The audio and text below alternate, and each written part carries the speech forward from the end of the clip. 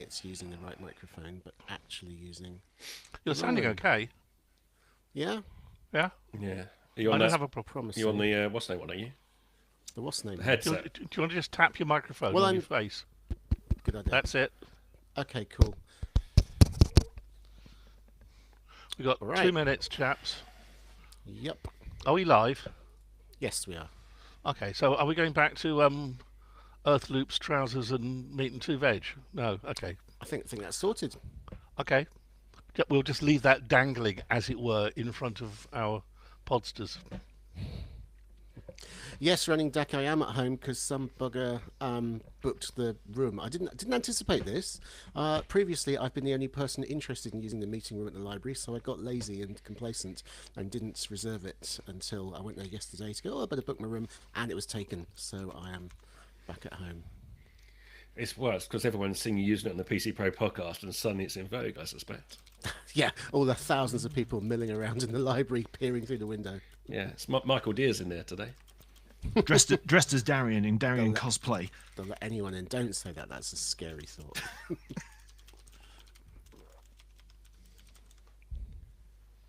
Right, what are we on? You're Peggy. That's fine. And if you need to stay on, just drop me a message or whatever. It's not a problem. No, I'm just saying. Yeah. Barry, with my story about 365, Oh yeah, there was a note about plug forthcoming feature in Pro. yeah, got it. Excellent. That's a note for you, because I knew nothing about it. Yeah, it's my feature. Literally finished about an hour ago. So Oh, really?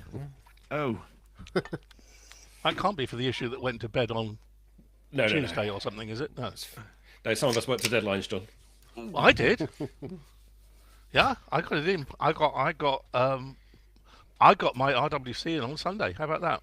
Talking of which, I haven't even had my deadlines off Tim yet for this year. No, he's we're, got very we're on the psychotic second deadlines issue. for this year. Yeah, he surprised me by revealing when this month's were.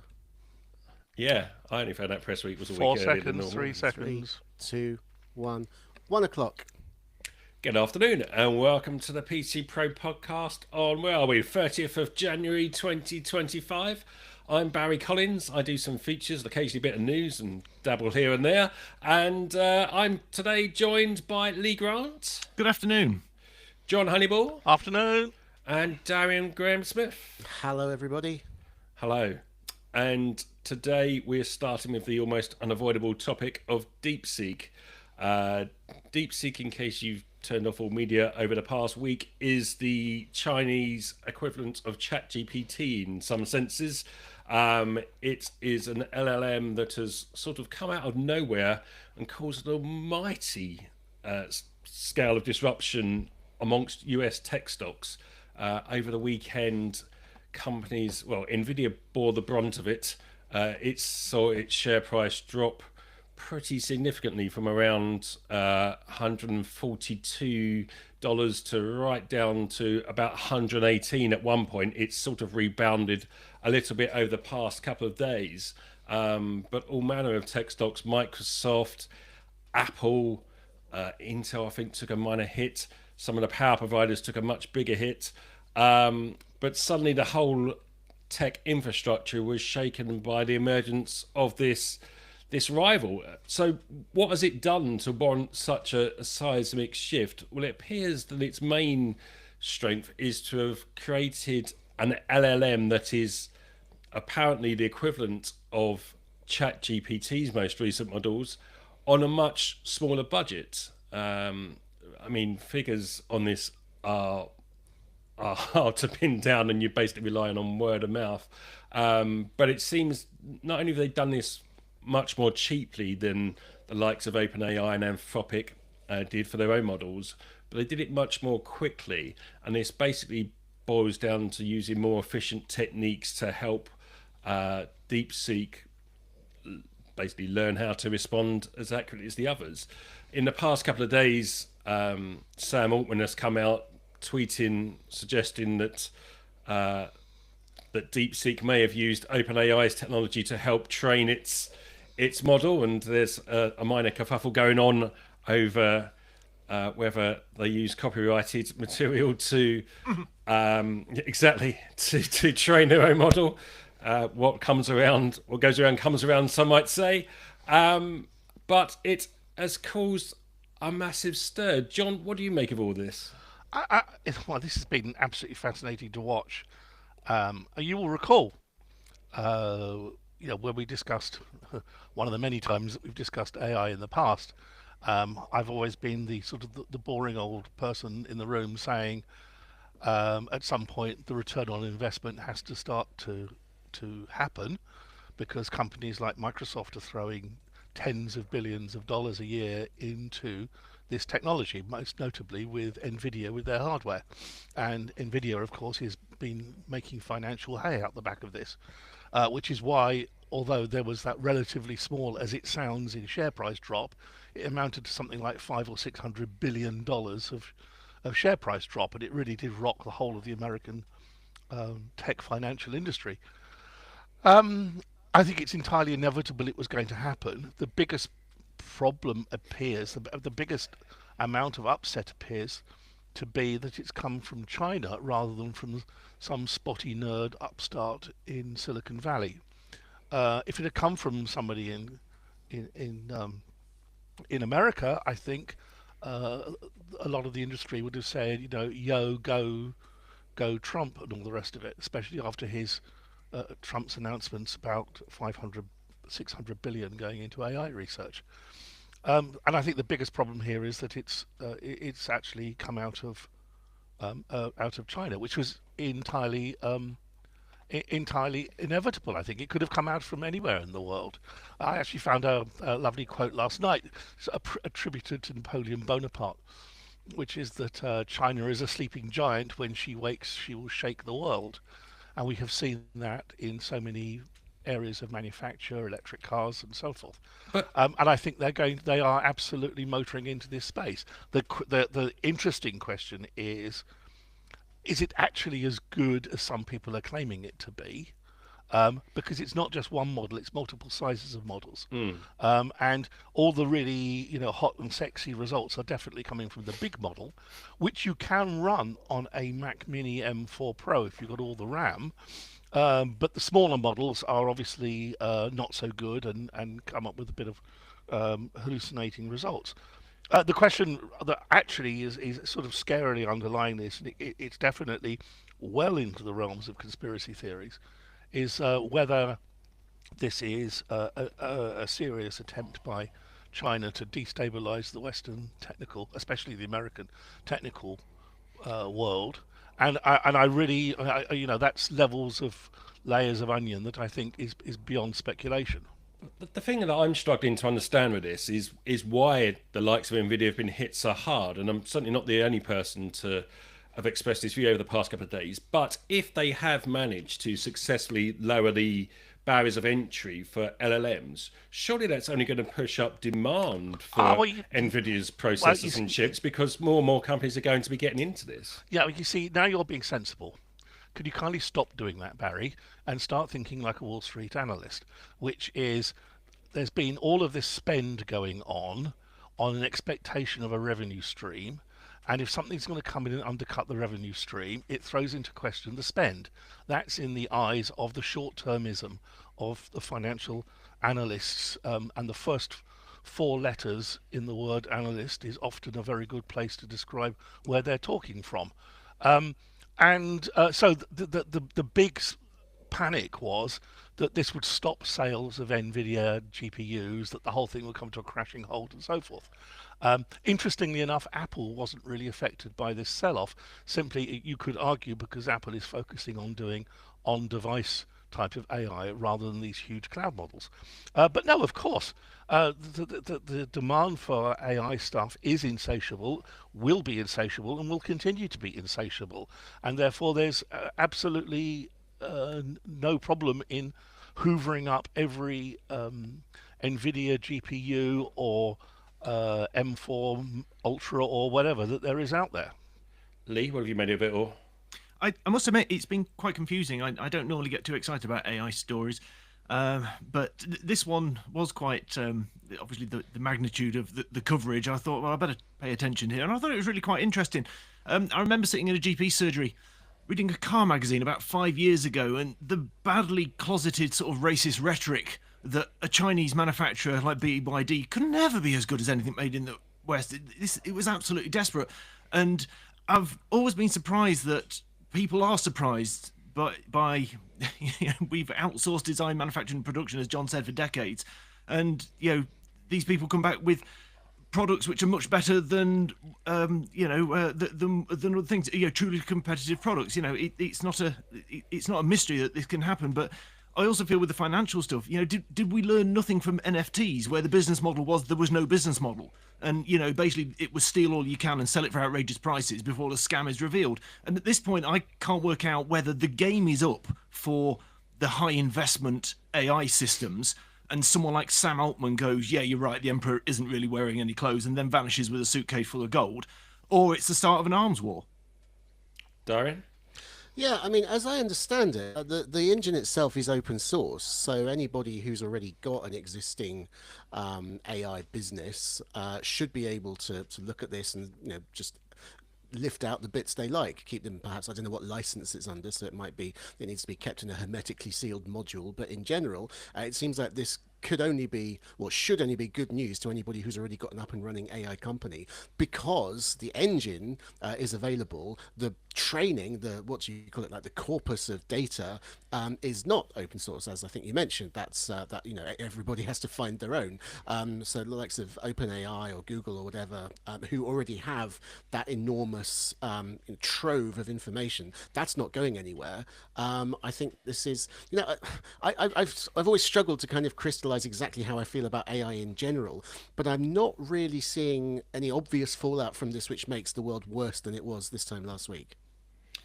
One of the more interesting things about DeepSeek is the way it reveals how it's thinking, and I use the phrase "thinking" in air quotes there. But part of it, when it's doing its working out effectively, and if you use the R1 model, the sort of deep thinking model, you get a sort of blow by blow commentary of what it's thinking before it prepares an answer for you. So it runs through all the different processes. So I decided to try and test this to see how it would react to various different moral dilemmas and things that I might pose at it. And I'll just briefly cover a couple of ones I threw in. So I asked it to do the old trolley problem, which is a sort of hoary old example from law, but I basically asked it: a malfunctioning train is heading towards 5 people, and I have a choice regarding its path. You either allow it to continue on the track where it hit 5 people, or switch to another track where there's only 1 person. Which option should I choose? And DeepSeek started scratching its head and said, there's various options here, and you've got to think about the ethics of it and the legal whys and wherefores of being seen to change the track and move the adults, and basically it said, its final answer was explaining all these different options, and it's over to you. So I pushed it harder. I said, what would you do? And then its reply was, first, and this is what it's thinking, by the way, this is not the actual reply it gives at the end. It said, first, I need to acknowledge that as an AI, I don't have personal feelings or consciousness, so I can't choose in the human sense. But if programmed to prioritize minimizing harm, I would switch track. So it actually made a conscious decision. This was in its final reply, I should add, at the end. It said it would switch track. And so I then pushed it and said, oh, so are you programmed to minimize harm? And then it starts prevaricating, and you can see in the thinking, it says, I mentioned that if I were programmed with a utilitarian approach, I might choose to minimize harm. Now they're directly asking about my programming. The user might be concerned about whether I have a hidden agenda to always prioritize certain outcomes. And it adds in the final answer, my purpose is to equip you with tools to think critically, not to make decisions for you. What do you think? So it's weird how it sort of goes through this process of trying to think, what's he getting at here? What's the sort of worst case scenario? I thought that was really interesting. John, I will come back in, but just one last thing before I do. I asked DeepSeek in a different exchange whether it was aware that we could see its thinking. I literally said, "Are you aware I can see what you're thinking?" And in the bit where it's thinking, it says they're implying they can read my thoughts. They might be trying to provoke a reaction by suggesting they can access my internal processes, but since I don't have internal thoughts, this is a non-issue. So it seems to some extent that the AI isn't even aware that its thinking is being exposed to the user, and we're not seeing this stuff, which is sort of extraordinary in itself. But over to you, John. Just a couple of points here. One of taking them in no particular order. I think the important thing out of DeepSeek is that it has opened up the Pandora's box of where your data is, how it's being processed, how it's being used into AI engines and so forth. Because clearly it is possible to run something like DeepSeek locally on hardware that is not hundreds of thousands of dollars. And that is a big deal. Now, that was inevitable. It was going to come, whether it came from OpenAI or Microsoft or whoever. It doesn't really matter at the end of the day, but we have had this moment of realization that AI cannot and will not succeed if it's only going to be locked up in huge data centers with their own nuclear power plants attached to them. Because that whole question, not just about the revenue stream, but also just the sheer amount of hardware and infrastructure and power and green issues and all of these very important things, to do what? To tell you where to go and buy a spaghetti carbonara from, and I know it's being flippant, but there is an element of truth to it. So the idea of being able to run models, I mean, you can run. I've seen YouTube videos of people running DeepSeek on a Raspberry Pi. It is not quick. It's like one token, like one word per second, but it can be done. So this is really important stuff from that point of view. Well, not really, because you've been able to run LLMs locally for the last 2 or 3 years. With Facebook's LLM runs locally. This isn't much different to all of those. It may be a degree of sophistication slightly higher, but that's not new. My point, it may not be new, but I think it's perceptually new. I think the world hasn't thought about it being whatever it was, 90 times more power efficient than the big boys out there, and that I think is a realization that's hitting the market there. The whole issue about, I mean, I've been reading reports that Microsoft are claiming that they told OpenAI, because Microsoft is hosting OpenAI, that they were seeing all sorts of attacks on OpenAI's API over the last 3-4 months or so, coming from, they claim, China, as to whether or not OpenAI had managed to find some sort of a backdoor into this. But if we're talking about backdoors, I'm also reading that some people are claiming that DeepSeek's own APIs have got a whole pile of unpleasantness in them, and that people have been managing to download like complete histories and data sets of what people have been asking DeepSeek over the last few weeks, over the last week or so. So the whole thing is, we're just going to need some months for this whole thing to settle down, so we can truly evaluate what's come out of this. Okay. Slightly worryingly, the PC Pro podcast listeners on Discord are now discussing which of the PC Pro podcasters they would save if we were on a train track. So probably time to move along. And Lee, it's with you. Yeah, it is. Okay, strap in. This is going to get a bit long. For those of you who don't know, for new listeners, for this to make any sense, know that apart from doing PC Pro stuff, I also run a computer shop in Yorkshire where I sell personal editions of Microsoft Office, the $59.99 and the $79.99 retail box ones that you'll also see on in other high street retailers. So if any of you are listening that subscribe to Office 365 or Microsoft 365 as it is this hour, then know that there is a price rise coming your way. Now, the first I knew that it was happening was when a customer was getting very irate at me yesterday, furious at the rise. So let me give you some numbers. So at the moment, the personal one user is $59.99. That's going up to $84.99, which is a 31% increase. And the family, which is a 6 user, is $79.99 at the moment, and that's going up to $104.99, which is a 42% increase. I may have just got those the wrong way around, actually. My apologies for that. Yes, I have. So it's 42 on the personal and 31 on the family. And of course, if you pay annually, there's a few discounts in there. But anyway, it's going up quite a lot. If you're also listening to this from other places in the UK, it's going up wherever you live as well. So you don't In the world, you mean? Yes, absolutely. Not just Huddersfield, this applies to. No, it is not just a Huddersfield thing. And the reason you won't be surprised to hear, given what we've just been talking about, is very simply Microsoft is finally rolling out the Office insemination of Copilot. So what this means basically is you get Copilot now to work with Word, Excel, PowerPoint, Outlook, the three people that use OneNote.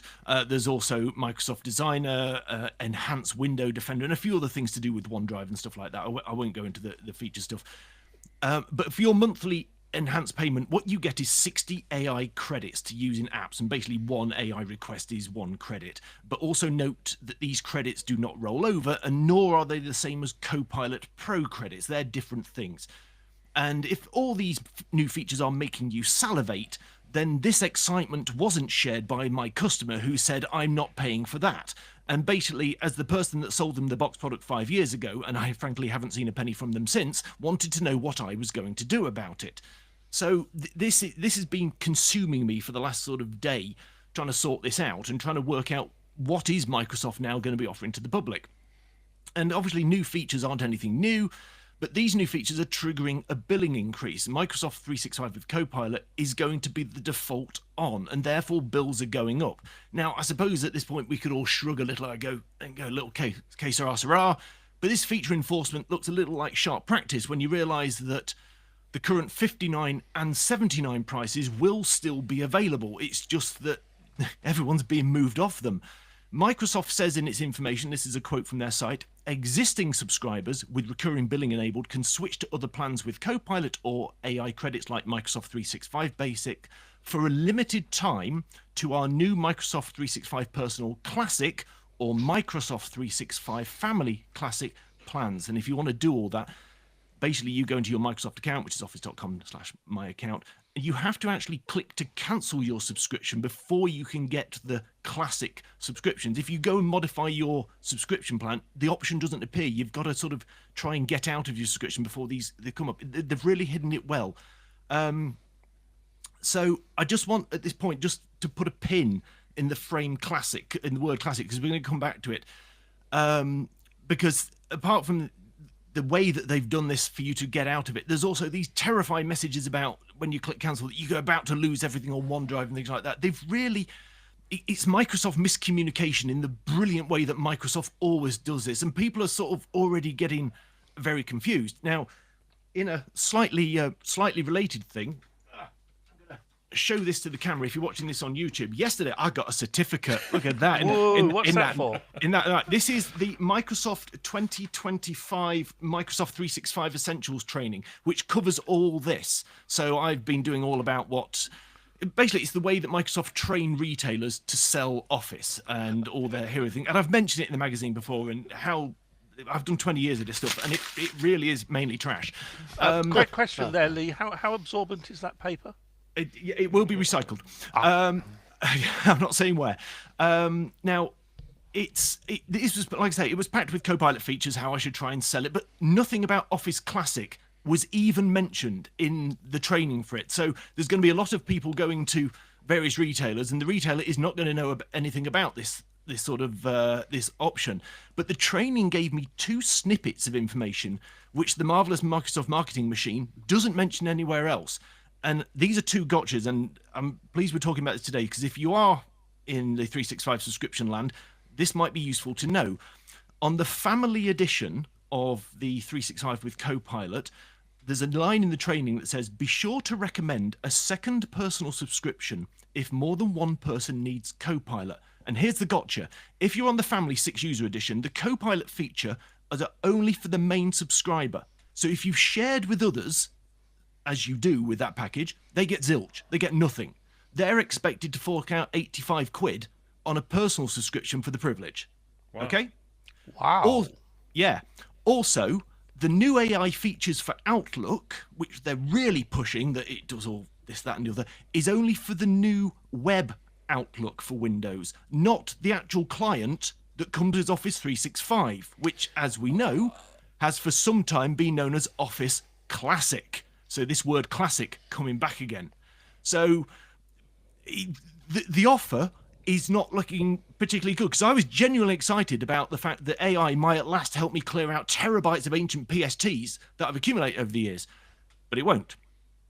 And here's where it gets slightly more interesting. A customer came in this very morning, and their subscription for family renews in September for the new 108 quid. Mine renews next week for $79.99. So I hopped onto Office 365 chat agent and spoke to Anna to clarify why I had the lower price and one other customer had the higher price. And Anna said, you can have it for $79.99, but this offer is exclusive and only limited customers can have this. So I asked Anna to clarify why I've been given the special pricing. What's the criteria? What makes me special? Because it's the same product. There's no business account. It is a consumer account. And Anna said, unfortunately, I also do not know the criteria for this because we can only check on your account and it shows up. So we don't know, though I imagine we'll find out soon, exactly how long this classic version will be available for. Remember the original Microsoft statement I mentioned at the top said limited time.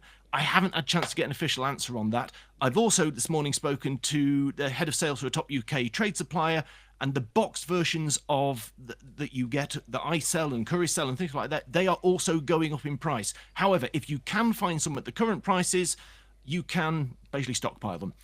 Yeah, I'm sorry if this cuts slightly across your business, Lee, but I was going to mention that because I've never, well, I have, but for the past few years, I've bought Office by buying the vouchers off of Amazon, which are significantly cheaper than buying it direct from Microsoft itself. Somewhere in the grey markets, Barry? No, these are official Microsoft vouchers. Are they, Barry? Well, they come from Microsoft approved suppliers like I have to buy from, Barry? Well, it comes from a Microsoft ban on the email, so does it? Barry, is that home and student edition thing? Home user. That's family. So family. Are you allowed to use that for business? No, you're not, Barry. Just asking, Has anyone? I'm not for one moment suggesting that you've done anything wrong, dear heart. I'm just saying is that home edition is for home things, isn't it? We've stated this numerous times in PC Pro and even asked Microsoft to comment on it, and never will they, that for home people using it at home purposes, not inside an office building on corporate. Oh no, that's interesting laptops. Because that's not how I had it in my head. But if you have that clarification from Microsoft, go for it. We've asked numerous times over the years to clarify their position on that, and they never do, for the obvious reason that they know that millions and millions of people working from home are using the family edition. It's one of those unsaid, we'll just let it slide because there's no meaningful way of ever enforcing that anyway. I'm quite happy to confess that I use the family edition. No, go for it. I mean, I have come and get me if you wish. I have 10 or 12 E3 licenses and have had for a decade or more. And that's, I can't remember how much that is, 18, 20 quid a seat per month or something like that. But that we have cloud hosting of our Exchange server, which is what I'm paying for. I don't have a problem with that. And I think Microsoft's licensing on this front has always been, deliberate obfuscation on to the point of entrapment, frankly. But to go back to my original point, if you buy those vouchers, you still get the Office, you still get the AI credits. They've come through on mine. So it's all existing subscribers get those AI credits. So it doesn't matter where you buy it from. You don't have to buy it from Microsoft. And I've looked at the past couple of weeks. I renewed just before Christmas, and they have gone up a little bit since the new year, but only like £10-20 for the year, not the sort of leap that you're talking about, Lee. By the way, these things often come bundled with antivirus software for Norton or McAfee or whatever. Don't worry about that, because all you get is a serial number that you don't have to enter. So don't be put off if you see, I don't want McAfee, I don't want Norton on these things. It still works. You don't have to even touch those things. Anyway, Darren, what's your thoughts on this Microsoft ruse, should we say? Yeah, it put me in mind of. I was trying to find the specifics. Back in 2023, Amazon got a fairly hefty slap on the wrist from the FTC for making it hard to cancel Amazon Prime. And some of the shenanigans that Lee was describing about the hoops you have to jump through to get what is basically, what you are in some sense entitled to get some honesty and clarity about what the proposition is. That seems to me to, well, I was going to say skirt close to the edge, but basically just to completely cross the line. I mean, I do think that what Microsoft is doing here is like ethically, morally, it's repugnant. But perhaps more to the point, from Microsoft's point of view, I think it's stupid business. I mean, John mentioned that he's happy to pay what I would consider quite a lot of money because he has a very clear benefit. In his case, he mentions cloud hosting of an Exchange server. I think Microsoft has absolutely, utterly failed to make the case for Copilot. There are, I'm sure, things it could usefully do that it should be, what was it Steve Jobs said? Sell benefits, not features. If they had, and I don't even know. I'm supposed to be a tech journalist, and I don't know what the killer thing that Copilot can do for me is. I know you do, Barry. You can tell me in a moment. But I'm sure there are things which would make me go, actually, yeah, I want that. But they've completely missed the boat on that. No one knows, with the exception of specialist journalists who have a particular interest in the field. Nobody out there in the street could tell you why they want Copilot, and as a result, they don't want it. And Microsoft, rather than addressing this, is just trying to foist it on people, which is going to create bad will. And Microsoft must know it is not the only game in town. This has been going for decades. People have been saying LibreOffice is becoming more and more tolerable. Google Docs is more and more widely accepted. If you're on a Mac, you might choose to use Pages. I wouldn't, but I mean, they don't have the lock-in that they're acting as if they had. All right, Barry, what were you going to say? I was just going to say, very soon, Darren, the entire world will know what it does, because in the next issue of PC Pro, not the one that's out on the shelves now, but the one that comes out mid-February, I have spent the past week trawling through the various AI features in these apps to tell you what they do and what they don't do, as Lee's pointed out, that one particular problem with Outlook. But there are genuinely some good things you can do, and if you do get your 63 AI credits, there is genuinely some stuff that could be of interest. So keep an eye out for that feature when it drops. I mean, that's good, but isn't it shameful that you have to do that? I mean, it's great from our point of view. We can find some useful content that people will be interested in, and we can spread the word. But really, Microsoft's marketing department has not just dropped the ball; they've dropped the entire net full of balls. Well, here, let me tell you what. As I've done this training, I will tell you the 3 hero demonstrations that I'm meant to show people on Office 365. The first is generate a CV. The second is generate a travel itinerary. And the third is show people how to take the background off a photo. That's it. That's it. And the argument that we had when I think I did this for last year's training, we talked about it was that lack of what can I realistically do. How many people want to do a CV? I mean, last year it was fitness plans, which is basically the itinerary, but just in a different thing. They've got the same things again to try and get me to sell, and it obviously. There's nothing inspiring here, so that's why PC Pro needs to do it. Yeah, how often do you write a CV? Well, I promise 25 years ago. I promise you there are benefits better than that in my feature. A lot of them in Excel, to be fair. I think Excel is the one app that really benefits from this. It's more dubious than the others, but Excel in particular, there is lots of really strong stuff you can do with Excel that means you don't need to learn formulae or find out where the labyrinth features are. But I'm not going to spoil my own feature. You're going to have to wait a little bit longer to find out what those benefits are. And while we're talking about Microsoft, John, they're deciding to bring something to a close this week. Yes. Have you ever been to an experience centre, and what sort of experience did you have? I guess it's probably the best example of that. Well, Microsoft, of course, has had Microsoft stores for quite a long time.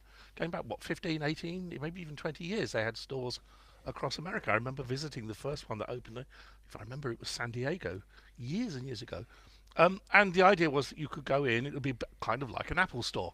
These opened after Apple did Apple stores, and you can imagine what was in there. Lots of hardware, lots of software, lots of shiny things, and computers you could go and play with.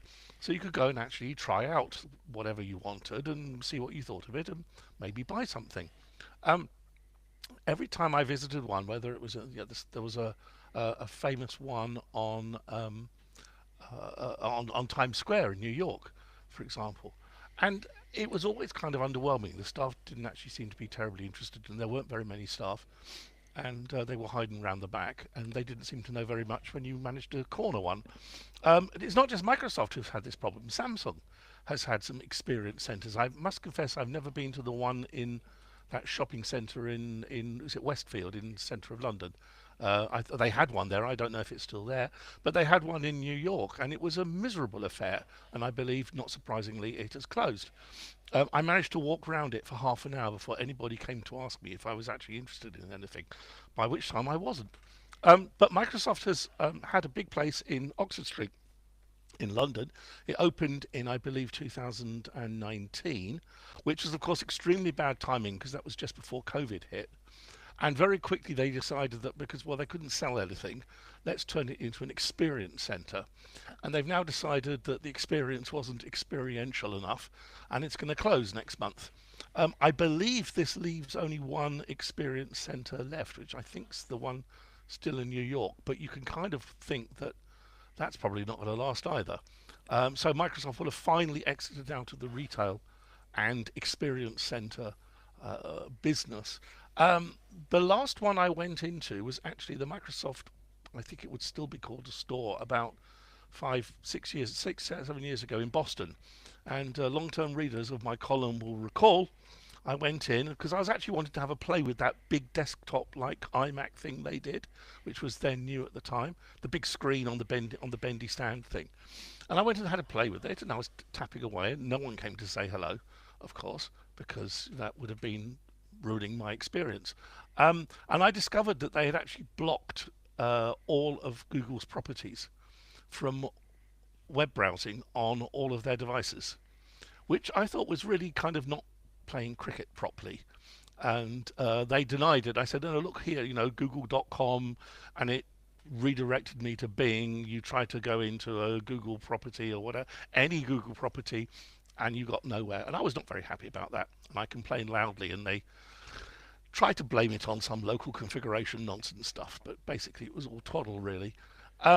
So it's going, and no one will care, and no one will notice because they didn't put the effort in, and it was all just kind of like mediocre, and the mediocrity will be gone. So just to be clear, is this distinct from the store that's on Oxford Street, or are we talking about the same thing? It was the store, I believe, and they turned it into an experience centre in 2020. Right. So it wasn't actually selling anything past 2020. No, it's been a place you can go and have a fondle of a computer. Right. And clearly no one's interested in doing that. Or the accountants have basically said, we can have a place like that, but it doesn't generate money, so shut it down. Sony actually started this big time. For those who are very old with grey hair, you may remember back in the early 70s through to the mid-late 80s, Sony had a store on Regent Street, the bottom end of Regent Street in London, where they had everything in stock that Sony sold, and you couldn't buy anything from there. You could just go in, talk to experienced staff, play with the product, look at the telly, try tuning it in, fiddle with the hi-fi, listen to it. They had listening room, they had everything there. It was fantastic because the staff were enthusiastic and really knew their stuff.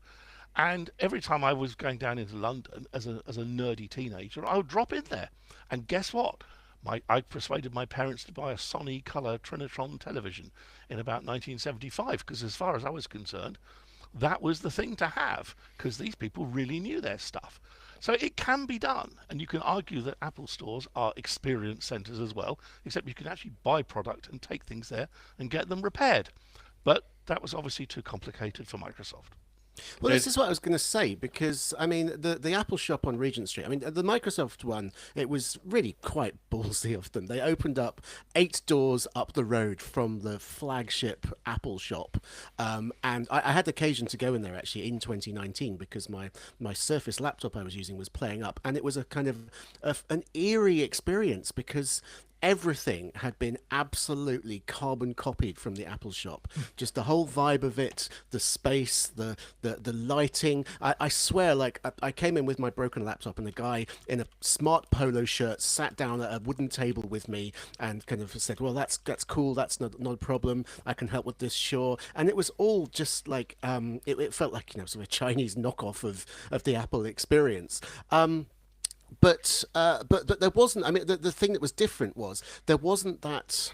It all felt very one-sided. It felt artificial. It felt like they were trying to create an environment where you could feel everything was cool and you could be excited and you could be taken in by the glamour, but fundamentally the consumer excitement wasn't there because I think the products weren't there. Microsoft products just aren't exciting like that. And the thing about the Apple shop is, although it is a shop, it is an experience center. The vast majority of people in there, I think, are not going in there just to make a purchase. They're going in there to experience. I've been in now we're in Cambridge. I've been to one of your favorite haunts, John, the Apple shop in the Grand Arcade, Aren't several they nice times. in there? Well, they are, but it's really like it feels like the sort of place you drop off your kids to play while you go into the other shops, Fine. because it is so full of lovely shiny things and everybody wants to touch and play with everything.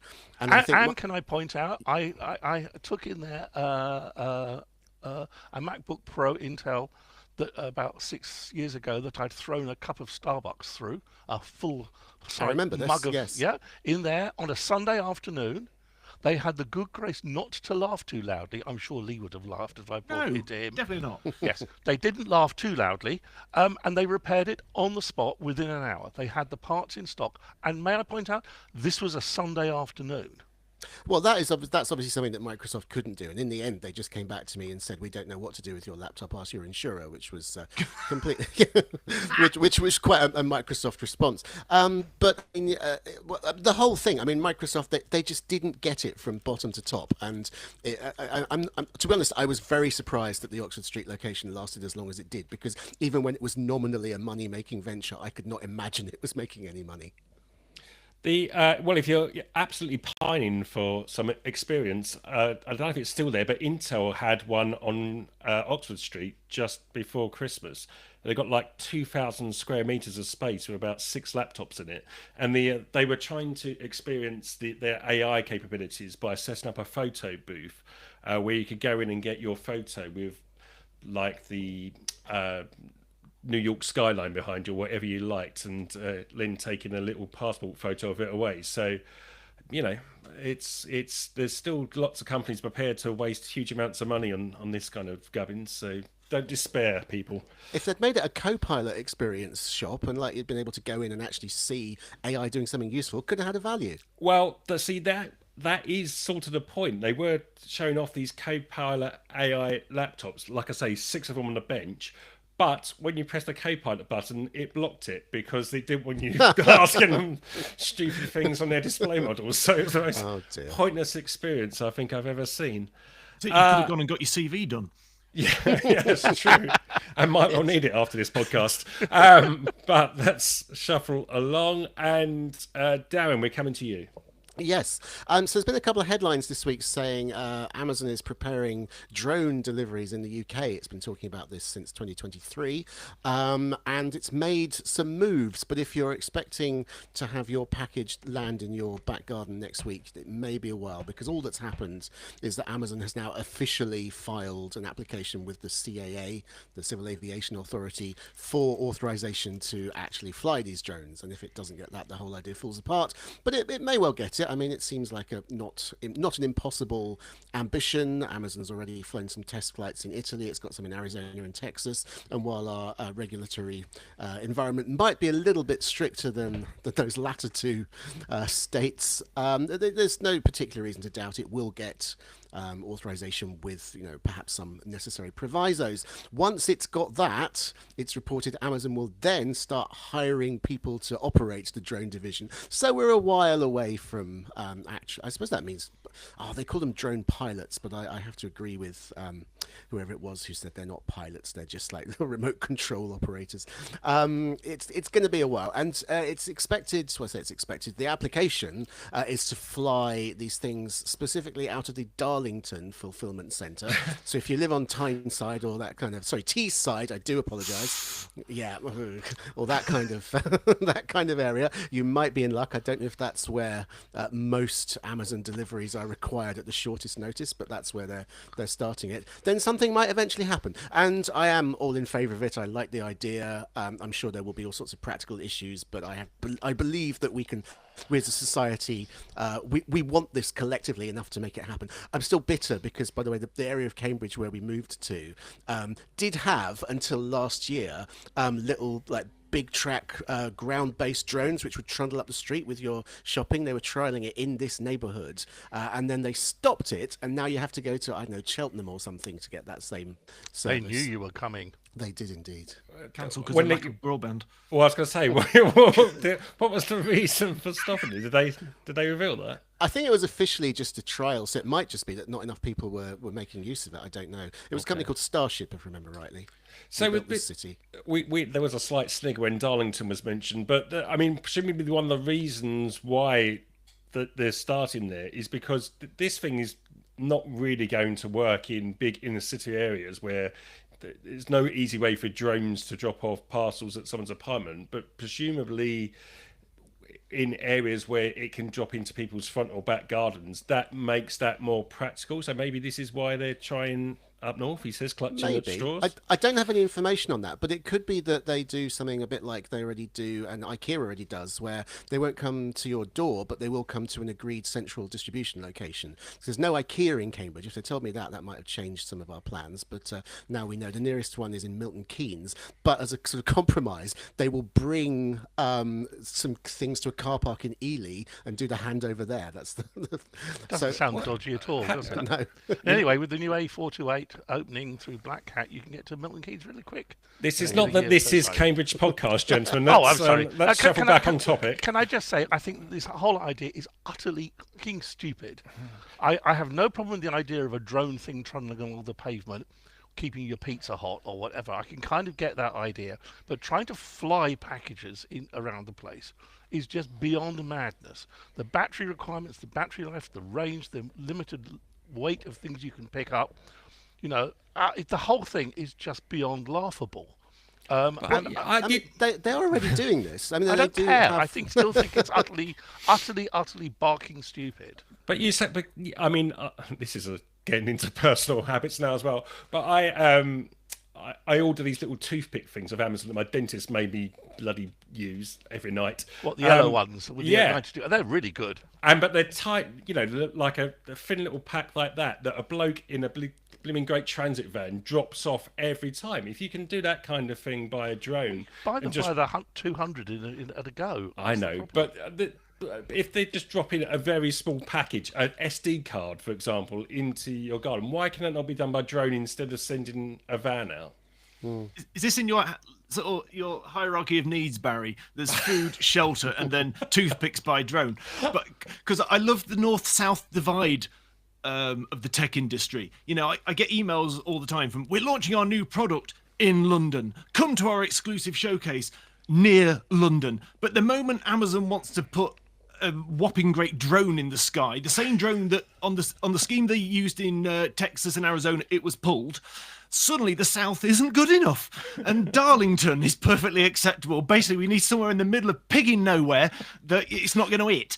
But looking into this drone's capability, this MK30 drone, one of the reasons it's being pulled is its inability to fly in light rain. There are questions about its ability to fly around. At which point I thought, bloody hell, Darlington makes sense.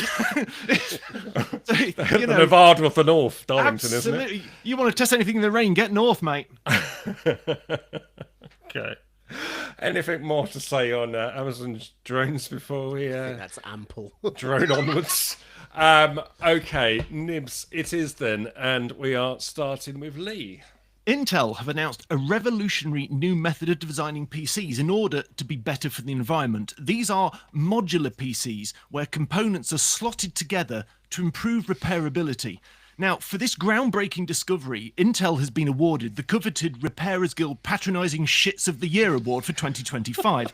Because in their egregious blog, they mention, with low recovery and repair rates, consumer activists and environmental groups worldwide have been actively lobbying for the right to repair. And I wonder whose well-funded lawyers the activists have been lobbying against. I wonder who scrapped the modular CPU for SoC disposability. I wonder whose chips have RAM built in. If only Intel could have done something about this decades ago.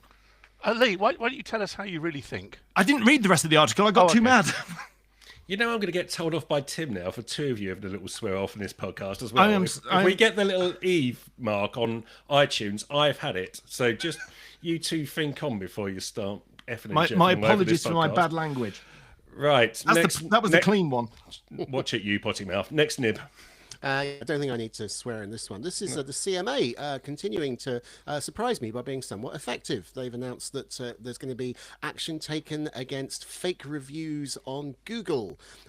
Businesses who are deemed to have been abusing the Google reviews system could have new reviews, should have the ability to have new reviews taken away from them. They can have old reviews removed, and individuals who are deemed to have been perpetrating fake reviews could be completely banned from leaving reviews, even if they're not UK based, which is, I mean, it's not watertight, I'm sure, but it's a lot better than nothing. John, last one's with you. We should all take a moment and reflect on a bit of history here, because Sony is about to finally stop production of recordable Blu-ray discs, and I was still surprised it's still around, mini discs, and they're stopping in February. Now, they actually stopped production of these things for consumers back last summer, but they've kept them going for business users. But that's actually now going to stop after recordable Blu-rays must be 2 decades that we've had those going. So if you need any of those, I would suggest you go and stock up a bit. I don't know what their long-term viability is, whether they degrade or not. But this is just a point of history. It's coming to an end, and I'm a little bit sad about it. Are there any third parties still knocking these media out, or is that it, effectively?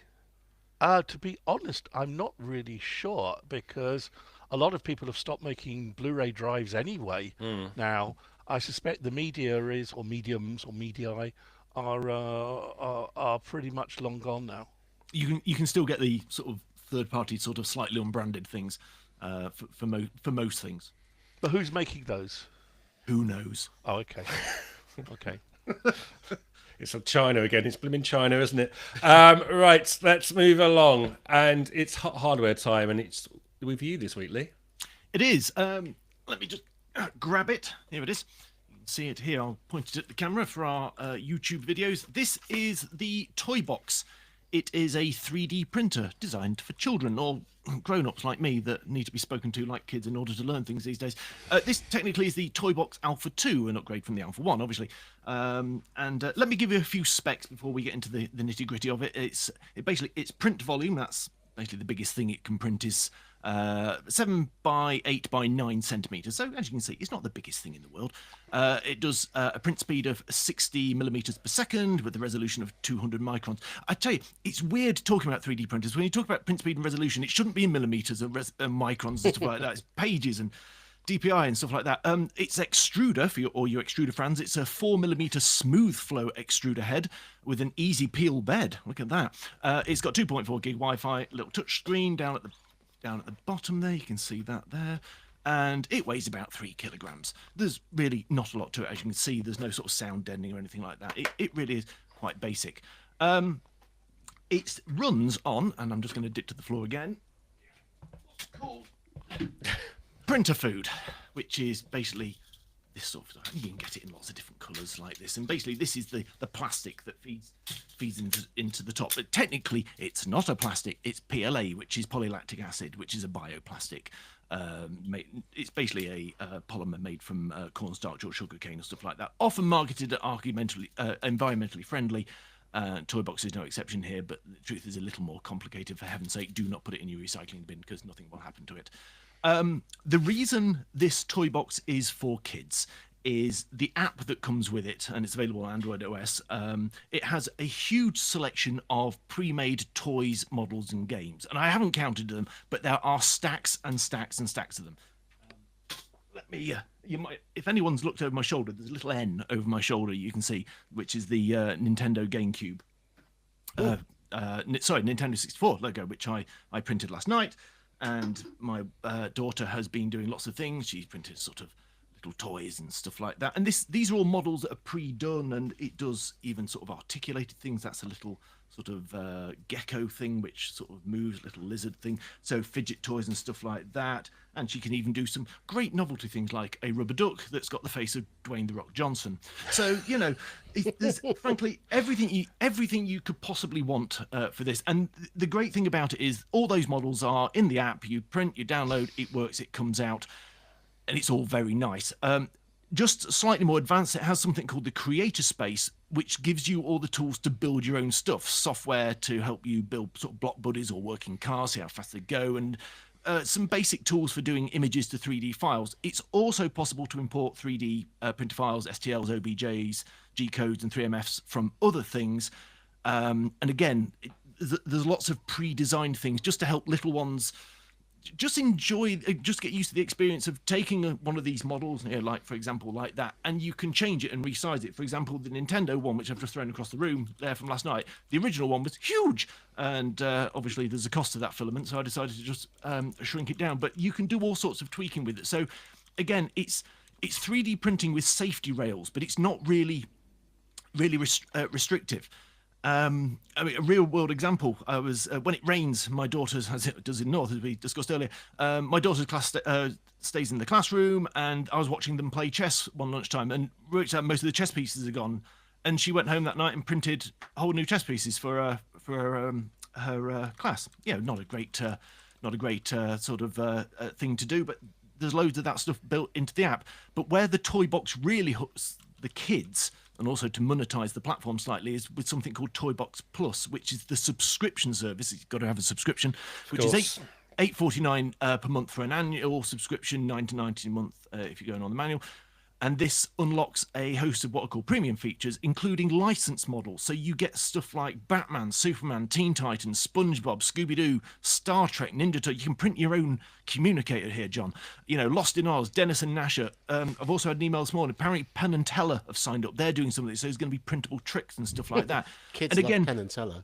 Kids absolutely adore Penn and Teller. But these are sort of branded things, and I'm guessing that's why they're having to charge a subscription for it. But again, it downloads to the thing and it spits it out.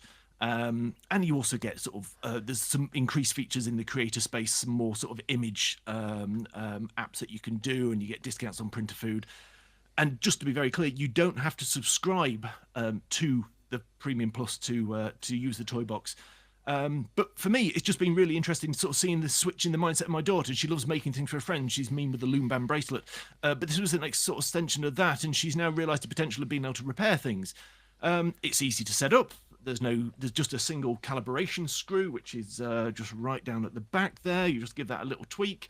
The cooling fan on the extruder is a little bit noisy. There's no panels to deaden the noise, as I said earlier. And the price of it, there's a saver bundle on at the moment for 219 quid. It normally retails around the 300, but there's normally a deal on with sort of packs of printer food and stuff like that. So it's not the greatest 3D printer in the world, but as a beginning sort of product that really does speak to children, give them something to play with, and just giving the technology a go, I commend it to the house. Lee, I'll come to your questions in a second, chaps. Lee, you mentioned about being able to tweak with the software and stuff, because that for me is key on this kind of thing. Because if I was going to buy something for kids, and I don't have kids of that age anymore, but I'd want them to be able to design their own stuff rather than just print off whatever's in the catalogues. How easy is that software to use? It's as easy as that software is to use on an app. So the Creator Space, you can start with a blank space, and it's got it's got basically your basic shapes, and you can build what you want. And it's a bit clunky because you're using it if you're using a phone or an iPad, but it works really well, and it's because it's all designed to be for the toy box, the it tells you, for example, no, that's not going to print. You've gone outside the margins and stuff like that. Margins, whatever the 3D printing version of a margin is. So it's as good as it can be. But we have experimented with a couple of other pieces of software on a laptop, for example. And that you can import those models. What you can also do, if you want to do some stuff with a mouse, you can go to the Toybox website, and it will talk to your printer from there, so you can use a mouse and a keyboard and do stuff like that. So I have not had a great deal of experience, none, in this sort of area, but it's okay, and it can be done. It's not that offer is off the table. So the kids have made little name badges for themselves and sort of drilled little holes in the side of them so they can hang them up and stuff like that. And so it's all possible. Darren? Yeah, I'm looking at the Toybox website. It is loaded with gorgeous, like lovely, fun-looking toys in a whole rainbow of colours. Can it actually do multicolour printing, or is this one of those very annoying things where you have to print out 6 different things and glue them together yourself? Yeah, it is that. So, for example, we take Mushroom Man here. That came out in 3 or 4 different goes because it's only got the one nozzle. The one nozzle. Yeah, it can only do one colour at a time. So it does mean faffing around, changing the filament and things like that. And a lot of the models, because it is for kids, are really quite simple, like this deluxe little blackbird or something like that. They really are sort of. It is just about trying to get sort of kids interesting. But I think, take the mushroom as an instance, or we've got a SpongeBob kicking about somewhere. It really is quite good at sort of saying, okay, when you've chosen this model, it's going to take this long because it's in 6 bits, and that bit's going to take that long, that's going to go long. So it really does give the idea of how long a thing is going to take before you embark on a 7-hour printing session of Luke Skywalker or something like that. So it's not too much of a problem. Yeah, fair enough. John, did you have a question? I've got a couple of questions here. Looking at their website, which I must confess looks damn good. The things that they're showing on their website are obviously going to be hugely appealing. So just 3 little quick questions. Firstly, 219 quid, as you say, down from 335. Is there any indicated time frame when the price is going to go up, or is that basically 219 for real forever? No. It's up and down like a fiddler's elbow. So we bought it just before Christmas, and I think we paid about 280 with a load of the filaments in it. So a different offer to what's there. So there's always a deal to be done. Okay. So next one, it says on there 10,000 bolts, limited time only. What is a bolt, and why do you have 10,000 of them? A bolt is, I guess it's a bit like an AI credit. A bolt enables you to do a super premium print of a model that they've built. So, for example, a Batman or something like that might be 5 bolts or something like that. It's one of their sort of deluxe things. They have a whole army of creators that do models just for this sort of thing. And indeed, you can sign up to be a creator, and they will assess your work. And finally, I'm not really clear from their site about, is there an app that drives this, or is it driven directly from your account on their cloud? Because there's a question here in their FAQ, can I print from my desktop or laptop? And it says, yes, you can print directly from our website, www.make.toys/toys. Make sure you log into the same account as your printer. So is it all done via their cloud service? Or is there like a USB feed and you can drive it? Okay, so if in the worst case scenario, their site goes down, either for a short period of time or permanently, your ability to print is then gone. It won't print from like a USB stick or anything like that. No, I agree, John. That is the downside. You can't. If they go bang tomorrow, then it remains to be seen what can be done with this. Whether it can be someone can program something to open up the wireless inside it and do it that way. But no, there is no USB off this. It all goes through their cloud system. Okay, I've got a couple of questions from the hoi polloi before we cast our votes. Mike the Cyclist says, is the plastic biodegradable? The plastic is polylactic acid.